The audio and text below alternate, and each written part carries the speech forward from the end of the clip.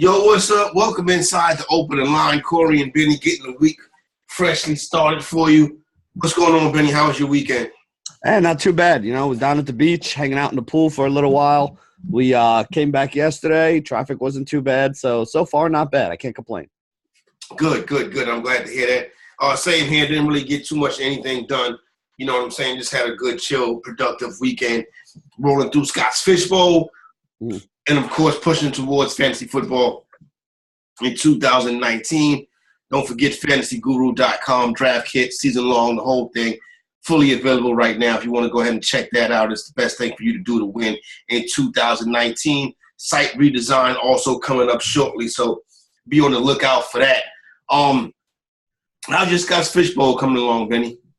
Pretty good. We're in round 18 right now, so not much left. I think there's 21 rounds if I'm not mistaken. So we got maybe 3 or 4 more picks left. The core of the team right now is pretty much set. So you're looking at backup running backs in case somebody gets hurt to add some depth, and maybe a wide receiver or two that's going to start that's kind of slipped down. That's really all I got left to fill out my team. Picked up a couple back end tight ends, so at least I got the tight end position covered. So really, I'm just trying to add some depth with these last couple picks. I see both of us have our boy on the team. I think I saw a tweet from over the weekend. Are we on the Ryan Fitzmagic bandwagon? Absolutely. That was my third quarterback. Took him in round 14, baby. My third quarterback also. I think mine was in round 15. Benny, let me tell you something. We will enjoy some Fitzmagic at some point in this season. I guarantee you that. Listen, again, as a third quarterback or in a best ball league, I love Fitz because he loves to throw the ball deep, right? And you got guys like Kenny Stills. Maybe this is the Devontae Parker year, although I'm not on that train, man. I never ride that train. But, there are some wide receivers that can make some play. Even a guy like Kenyon Drake can take a, swing pass out of the backfield and break it for 70 yards and wind up in the end zone. So Yep. I was going to say, there's going to be a game Fitz puts up 30. Oh, he's going to have a 5-touchdown game. You know what I'm saying? He's going to have a 5-interception game also. So there you go right there. So I saw that common thread. So I kind of got a kick out of that over the weekend. I'm looking at some stuff inside the Fantasy Guru site right now, Benny. Who do you think we have as our third ranked quarterback projection-wise going into the season? Third overall? Yeah. Well, I'm assuming we have Mahomes ranked number 1, right? Yes. So third, maybe Watson? Watson is 4th. All right, so Watson's 4. Luck? Luck is 2. So between Luck and Watson, who am I missing between Luck and Watson? It can't be Matt Ryan. We have Matt Ryan 5th. All right, so I'm right around it, but I don't have 3. No, that's what I'm saying. That's why you're not guessing 3 because it's not Drew Brees. You're not guessing the third one. That's why I find it interesting to ask you the third one because this is the first I've seen of this right here. And I honestly don't think it's a bad idea, but then again, it would affect other things too. Baker? It is not Baker Mayfield. Baker Mayfield is a little bit further down in these rankings at 19. Wow, that seems low for me for Baker. Yep. And this is a fantasy points projections. You know what I mean? Number 3? I don't know. Who is it? Cam Newton. Yeah, I wouldn't have guessed that. That's higher than I have Cam ranked this year. Yeah. Listen, I don't think it's crazy, though. You got a lot of good weapons around him. Been healthy. Most of the year he's been in the league and healthy. He's finishing the top 5. See, for me, what it really comes down to with Cam is he going to run again? Because one of the things that used to get him a lot of fantasy points is when they ran that read option down inside the 10-yard line. And he held it himself and just wound up walking into the end zone. And if he's doing that, that might be hurting Christian McCaffrey. Yeah, well, that's what I was going to say. That last year he didn't do that as much because he was a little banged up, and that's why you had such big numbers from C-Mac. But, he's a big, strong guy that, can pick up yards with his legs. And that's big, man. When you get those – remember, a lot of leagues are playing those passing touchdowns are 4 points. The rushing touchdowns are 6. You get a quarterback that gets in the end zone 6 or 7 times, you're talking the equivalent of 9 or 10 touchdown passes extra that they're getting. So that could be a big number, and that could be something that pushes them up. That's really the difference for me with Cam Newton between being a quarterback 3 and being a quarterback 8 to 15, somewhere in there. No doubt. A healthy Cam is normally a good Cam. but you also got to be careful when running quarterbacks that have shoulder injuries, the doctor is telling him more than likely your shoulder is injured because you're running one direction and throwing across your body. Same thing happened to Andrew Luck. The thing about it is with Andrew Luck is Andrew Luck played on it for 2 seasons. Cam Newton got it cleaned up right away. You know what I'm saying? So that's the difference right there. So Cam should be good to go while Andrew Luck is like finally good to go now. Running back rankings right quick. Let me give you a sneak peek behind the paywall over here at fantasyguru.com. Running back 11, Leonard Fournette. It's been a guy that's hard for me to wrap my hands around Fournette, but I think most of the industry feels some kind of way about Fournette. You know what I'm saying? Mm-hmm. He's the guy that people are avoiding altogether, or he's the guy people are saying, you know what? In the 3rd round, he could win you a league. Yeah, well, I mean, I think in the 3rd round he could win you a league. Listen, I look at everything fantasy-wise more from a DFS perspective because that's more my background. That's more like where I'm making my money and playing most of my big money in games and stuff like that. No doubt. Leonard Fournette, when healthy, is a 20-plus carry a game back. Yep. Like, that's the way that they use it, or that's the way they have been using him. So when you're looking at it from a daily perspective where I only care about this week, if he's healthy this week, he's a guy that at the right price I'm always willing to use because I know I'm not going to get cheated, right? Like, I know I'm not going to get a 12-touch Leonard Fournette performance. Yep. I know at a minimum I'm getting 15 touches. At a max, I could get 30. So that's a guy to me that could win me a week. So that's the thing that you really have to think about. The reason Leonard Fournette has fallen to the 3rd round in season-long drafts is not a Leonard Fournette talent thing. It's a Leonard Fournette injury history thing. Yep. Because season-long guys are saying, well, listen, yeah, he might smash a couple weeks for me, but am I going to get 15 games out of him or am I going to get 9 games out of him and have him miss a couple games? So when you're taking him in the 3rd round, what you're really saying is I think he's going to stay healthy because if I can get 14, 15 games out of Leonard Fournette, like you said, it's going to put me in a position to win a league. But taking him in the 3rd round also means if he gets hurt in week 6 after having 200 carries, you're going to be screwed and looking for something to do from week 7 to week 14. Been banged up basically his whole career, even played banged up through college. So it's going to be interesting. Like you said, I don't know where I'm at. I may have a share just to, you know what I'm saying, just to be a part of the process because of what he can do. Interesting. Right now, our 12th ranked running back, Fantasy Guru, is my guy, Kerryon Johnson. I don't hate it. I mean, listen, the guy's explosive. We saw him with a couple 100-yard rushing games last year. My biggest question mark with Kerryon Johnson is how Detroit's offense is going to look this year. Because last year they tried to change from what had been really a pass-heavy offense for about the 5 years before that to an offense that they were trying to pound the run just for the sake of pounding the run. They weren't doing it with success, but they were doing it anyway. Johnson, I mean, again, are we going to see Johnson be the bell cow back over there because they've used other guys as the receiving back before. They've used other guys as a goal line back before. They have, I think C.J. Anderson's over there right now too. I think they still have Theo Riddick over there. So there are guys that can take touches away from him. I mean, again, if I'm drafting in the 3rd, 4th round, probably the 3rd round for running back 12, I think I'd rather have Fournette than Kerryon Johnson. But again, we have Fournette at 11, Johnson at 12. So, I find it interesting. Like I said, I haven't seen him ranked this high yet. If Kerryon Johnson finishes as a top 12 fantasy running back, that means the Detroit Lions probably win 8-9 games this year. Yeah, my big thing here is, especially when you're drafting guys right here, is risk reward, right? Mm-hmm. Like, if you're drafting Kerryon Johnson as your 12th running back, you need him to be a top 10, 12 running back this year. Mm-hmm. I think there's a lot of risk in that, I agree with you on that one. Continuing to look through this list, we have James White ranked higher than Sony Michel. The Sony Michel thing is more of an injury thing than anything else, in my opinion.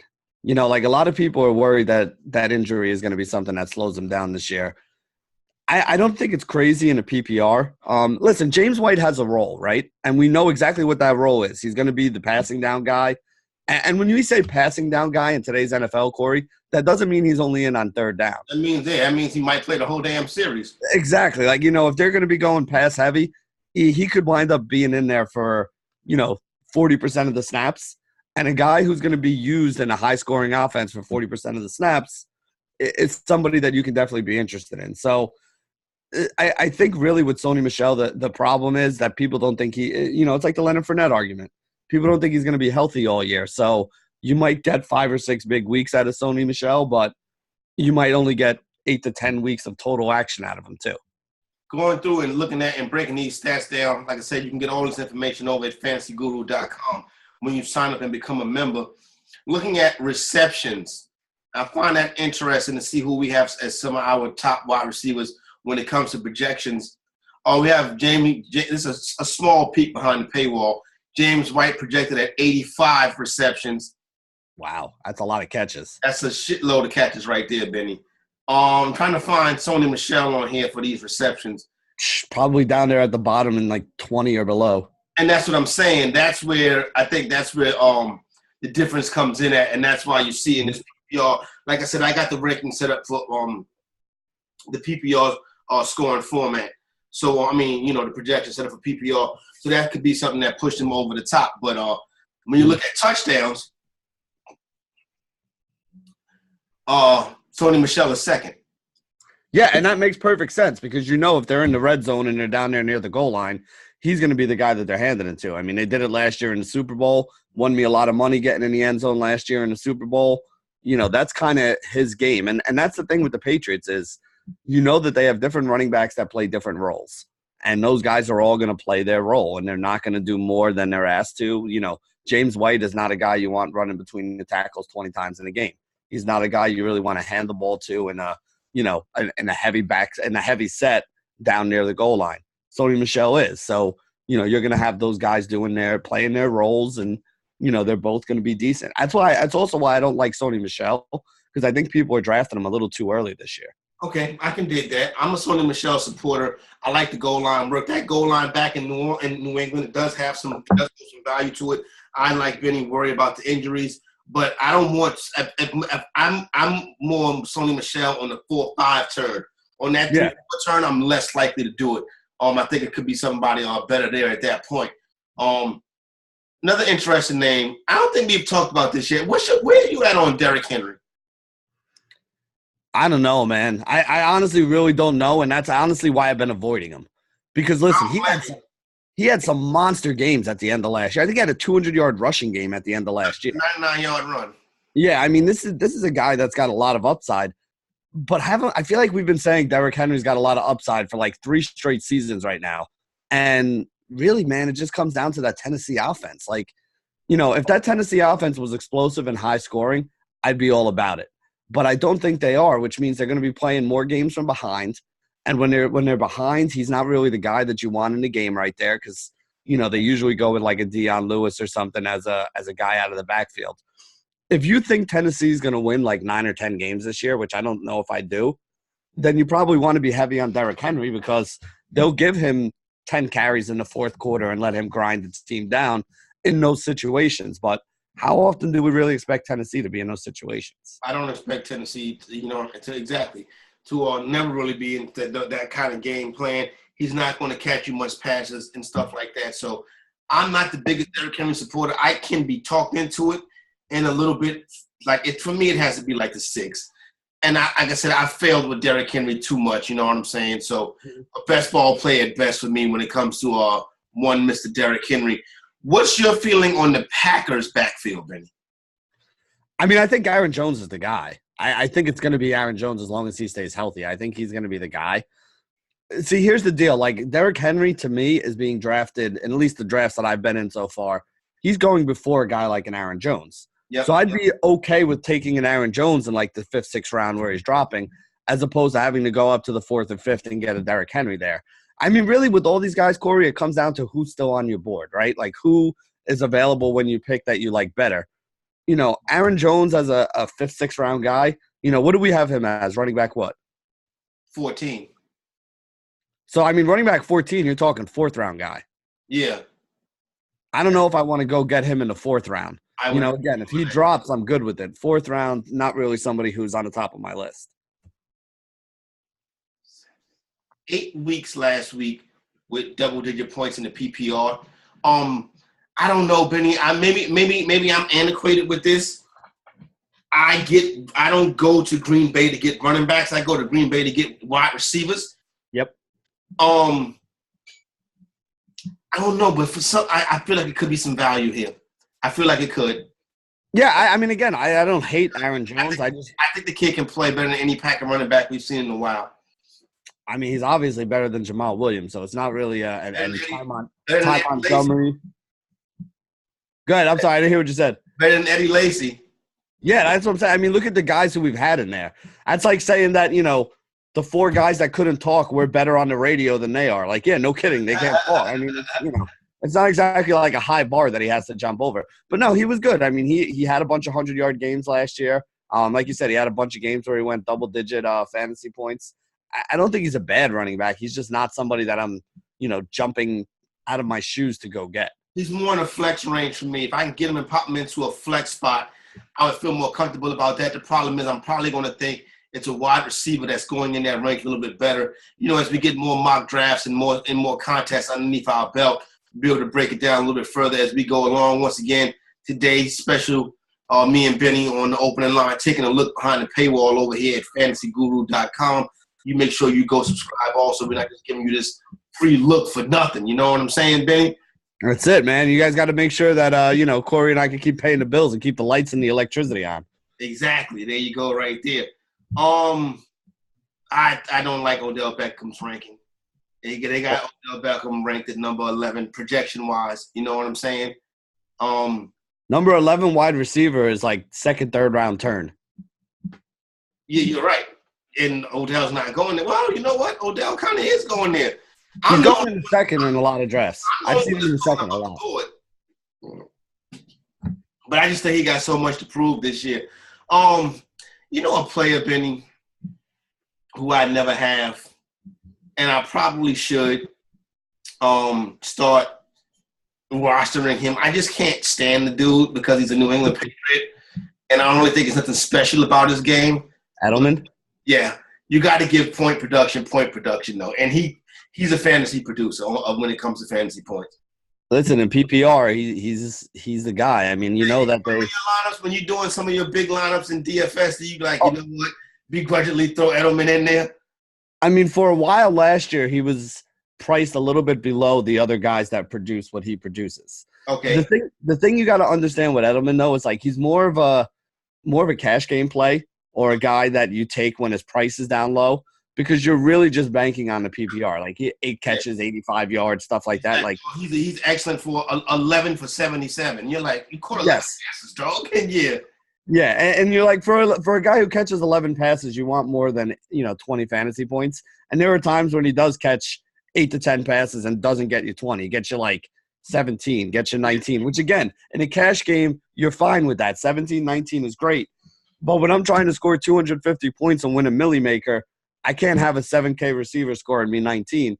I need that 7K receiver to find the end zone twice, get over 100 yards, So I don't think his ceiling is as high as a lot of the other guys in those ranges. But for a solid every week fantasy player, Julian Edelman in PPR is somebody that has proven time and time again that he needs to be on our radar. Julian Edelman or Amari Cooper? I'll take Amari Cooper. Julian Edelman or AJ Green? AJ Green. I'm drafting for upside. I'm not drafting for, Julian Edelman or Brandon Cooks?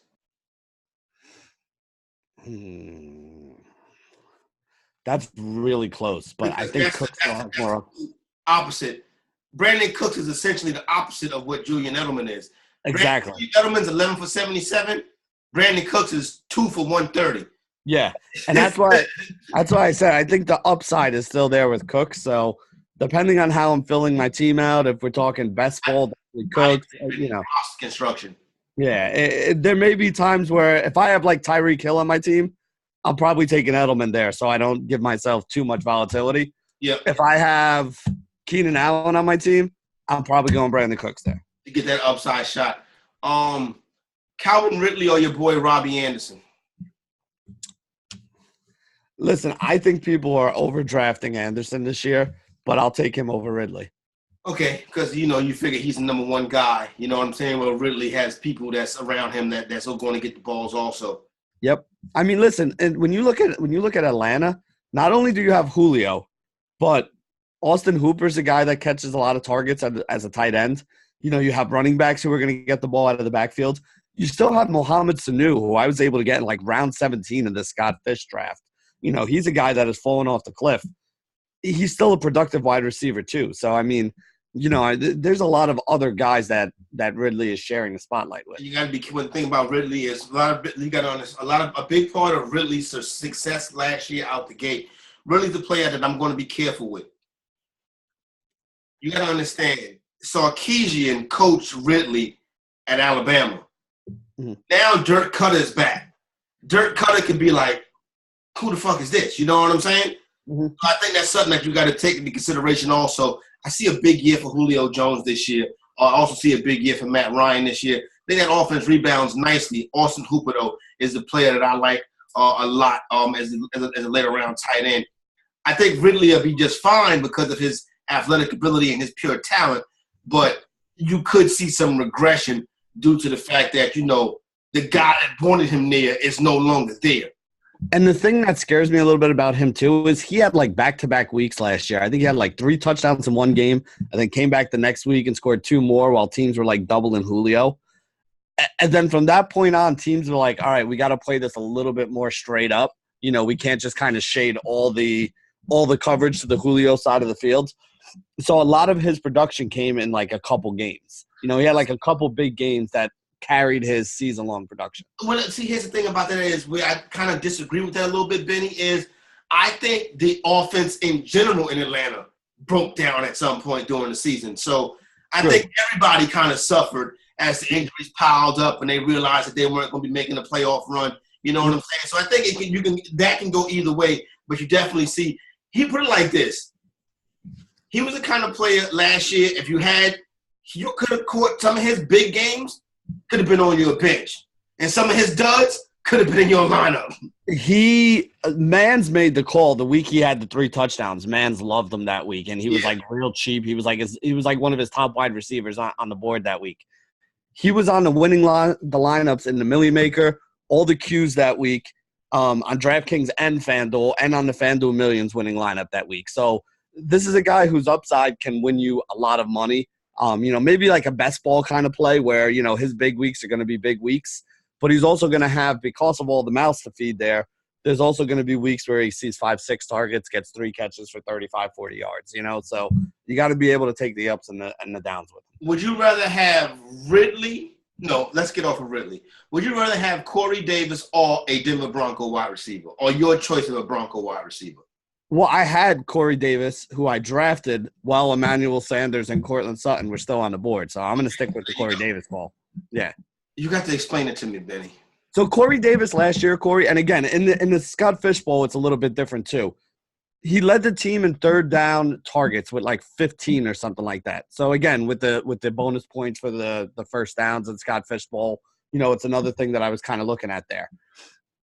Now, again, I took him as, I want to say, like a 6th-round pick. So it's not like I'm pulling Corey Davis way up the board and drafting him in the 3rd round or something and leaving stars on the table. After you get through that first big run of wide receivers, to me, he's one of those guys in that second tier that I like a lot. Plus, I think the guy has a ton of talent. He hasn't really been able to show it. He was hurt a little bit his first year. Last year, the offense kind of just wasn't all that good. He's a 3rd-year wide receiver, if I'm not mistaken, this year, which is usually – yeah, and that's usually when wide receivers take that big step forward because now you understand how to run routes. Now you understand how to prepare. You have a little bit of a rapport with your quarterback. So I'm hoping that this is the year Corey Davis takes a step forward. I feel like I'm higher on him than other people. So you are, Benny. I'll be honest with you. We'll see if I'm right or we'll see if I'm not. But I'm willing to take that chance this year. No, I like it. You know what I'm saying? And trust me, you're going to talk me into having some shares, probably a more limited amount than you would.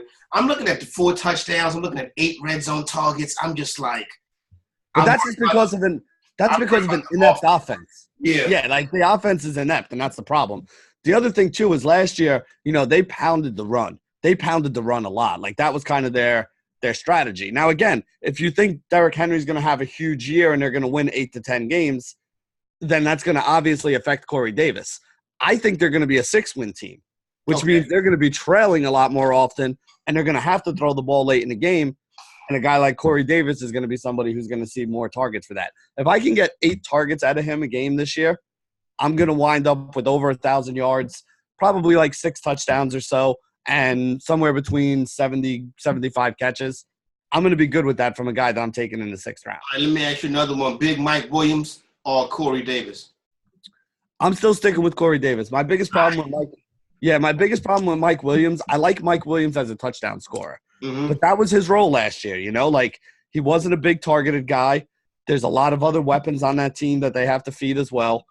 I like Mike Williams to score touchdowns. I like him as a red zone guy. I don't know if I like him as somebody who I'm willing to invest in, stepping forward and being a guy that can catch 70 balls this year. I think he's going to catch 50. He might do 50 with 8 touchdowns, but I don't think he's going to get the kind of volume that, Corey Davis is the number 1 wide receiver on Tennessee. Yeah. Mike Williams is probably the number 2 behind Keenan Allen, but there are other guys who are also seeing targets. Hunter Henry, they throw to the running backs. A guy like Austin Eckler gets a lot of targets. Yep. I just feel like there's a lot of other mouths to feed there. That's a sneak peek behind the paywall over at fantasyguru.com. You can head over there right now and sign up for our NFL content in 2019. Bringing you the DFS, the DFS package over at Elite is already live too, right? Yeah, I think it is for football already. There's a couple things that are going up there, but there's going to be a lot more, obviously, when it gets closer to the season. I mean, right now, DFS, not really a huge not really anything to talk about football DFS-wise. I mean, maybe when the preseason comes around, for those of you who like to play preseason NFL football, we'll have a little more to talk about. But, really DFS until guys start playing, until guys start getting injured, and until – I haven't seen it yet. Maybe they did and I missed it. Did the sites put up the pricing for week 1 already? They usually do it around this time of year. That's a good question, Benny. I'll check that right now. You know what I find interesting is let me see, NFL. There is no NFL up yet. No, there's no NFL up yet. I'm quite sure it'll be coming soon, though. Yeah, once it comes up, that's when we start talking about it, because then you start getting guys hurt, and now all of a sudden we're into I remember a couple years ago with your Cowboys when Dak Prescott got the start and he was like a min-price quarterback because when they put the pricing up, it was supposed to be Tony Romo starting, and then like last year with James Conner in week 1 because the Le'Veon Bell holdout went over. 2 years ago, I think it was 3 years ago was Devontae Adams because one of the or multiple of the Green Bay wide receivers were hurt, and Adams was the young guy stepping in there. So every year you're going to get guys that get hurt once the sites will post the week 1 stuff sometime usually in July, and they can't change it once they post it. So as these guys start getting hurt, that's when you start getting these min-price guys that we can start talking about for DFS, and we'll obviously mention them. Yeah, no doubt. We'll get that stuff up there for you also, you know what I'm saying? And we'll have that covered. So there you go right there. That is a sneak peek behind the paywall over at fantasyguru.com. Make sure you sign up for 2019. We're about a week and a half away from training camps kicking off. The pads will get to popping. So when the pads get to popping, you know what that means. It's time for us to hop in over there right there at fantasyguru.com. Benny, before we get into some baseball, we got the Summer League final today. We have the Memphis Grizzlies and the Minnesota Timberwolves, huh? Yeah, interesting. I mean, the Timberwolves beat Miami Heat, who we were riding. Yep. They were undefeated. And they were actually down like 15 at halftime because I bet on Minnesota that day. Good job. What happened? I said a good job. Yeah, Minnesota. Well, I mean, I bet on them before the game. So when they were down 15 at halftime, I wasn't very happy about it. I could have got a really nice number if I would have waited to the half to get on them in that. But they got a lot of their guys from the season that are playing, Corey, like Josh Okogie, who played, a big role for them last year. He's playing in the Summer League team. Keita Bates-Diop, who played a lot of minutes for them last year. He's playing on the Summer League team. They got all the young guys in there. And then Memphis has a lot of Memphis has a lot of young guys, period. But they're actually missing, John Morant. Their number 1 pick was somebody who, hasn't played that much in the Summer League. I don't think he's played at all, has he? No, John had that scope a couple weeks ago. Yeah, so he hasn't even played at all. So think about how much young talent they have that, they're in the finals of the Summer League right now without their number 2 overall pick. Yeah, they're getting good work out of Brandon Clark. You know what I'm saying? Brandon Clark has been doing a good job for them, averaging 14 points a game. So that'll be tonight at 9 p.m. Have a pick up in the Elite Sports Betting site for you. And I know Benny will have some baseball stuff up there today at some point. Also, when you look at the Timberwolves side of it, it's really been a lot of Nas Reed. Yeah, Nas Reed has looked good, man. And he was a guy, I don't even know, did they draft? Was he a late second rounder or did he go undrafted? I believe he was late second rounder. Yeah, so, this is the big kid out of LSU for them. Had some double-doubles so far in the Summer League. I remember the one game I played him in DFS, and he put up a big number for me. So, really solid, really solid thing. I don't know if he winds up making their roster, but even if he doesn't make the roster, this is a guy that'll get a 2-way contract because, I think I was talking about this online with Gabe, your boy Gabe Morency. When you have big guys that are athletic and talented like this and just need a little time to develop, if they're on your roster, they're in your organization, those are the kind of guys that wind up getting a lot of the 2-way contracts because you want to keep those guys around and see what they develop into because a guy like that could develop into something that, could be a potential solid rotation piece for your NBA team. Yep, Summer League Championship tonight at 9 p.m. Eastern Time. The Minnesota Timberwolves are a 1.5 favorite over the Memphis Grizzlies. So that'll be interesting right there. If you want to do the money line, you get Minnesota at -122. You get the Grizzlies at even money. What do we got in baseball today, Benny? Normally, should be a light schedule. Yesterday was a getaway day. Yeah, I think there's 11 games total today. There's one game that starts in the afternoon. It's actually a doubleheader. Colorado and San Francisco at Coors Field. So obviously these are going to be games that are important.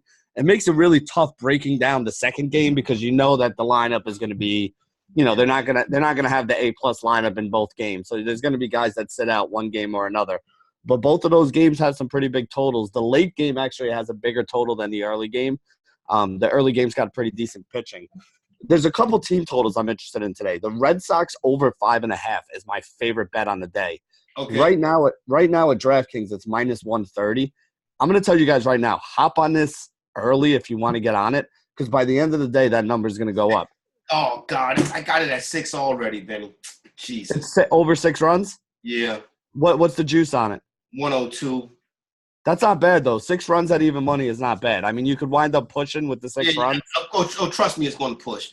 Yeah. Well, again, in that case, take the 5.5 on DraftKings at -130. But no doubt. I think the Red Sox team total, their projected team total today is already over 6. So getting them at 5.5 or 6, you're basically getting a team that's projected to score more runs than that. So that's my favorite bet on the day. I'm going to throw in a couple small bets on a couple underdogs today too. The Brewers are a +104 underdog at home, which to me is crazy. I know they're playing a pretty good team in Atlanta. They don't have their best pitcher on the mound. Atlanta has a decent pitcher in Max Fried. But I'm always willing to take the Brewers as underdogs at home in Miller Park. So Brewers +104 I'm interested in. And then I actually like, and this may be the death of me today, but I actually like Joe Musgrove against the Cardinals today. Uh-oh. Musgrove is tough on those right-handed bats. The thing he gets in trouble with is lefties. And the only lefty on the Cardinals that even scares me a little bit is Matt Carpenter. And he hasn't really been having the best Matt Carpenter type season. So I'd be willing to take +123 on Joe Musgrove and the Pirates because Miles Mikolas is not pitching all that well. So I figure one of those two, the Brewers or the Pirates, is going to lose. But if I'm getting plus money on both of them, if either one of them wins, I at least eke out a little bit of a profit on the day. And if they both win, it turns into a pretty good day for me. So willing to take the Brewers and the Pirates at plus money today. There you go right there. My prize picks, I do like the prop bet on Brandon Clark in this Grizzlies versus Timberwolves Summer League final at 31.5. He's been putting up numbers. You got anything you see in baseball so far, Benny? It's really just that first game with the Rockies and the Giants. Game 1.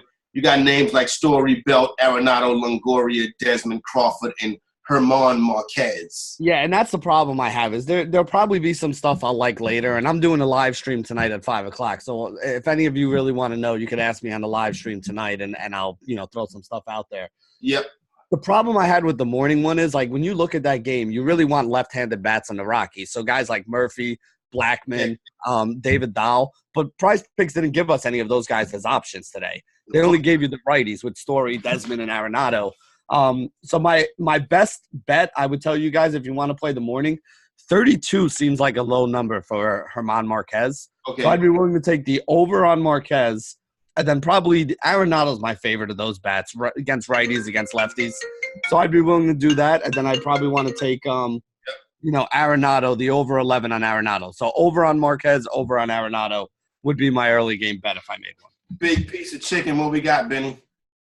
Let's see. Big piece of chicken. I'm going to have to give it to my boy, Evan Longoria. I did the live stream with Mans on Friday.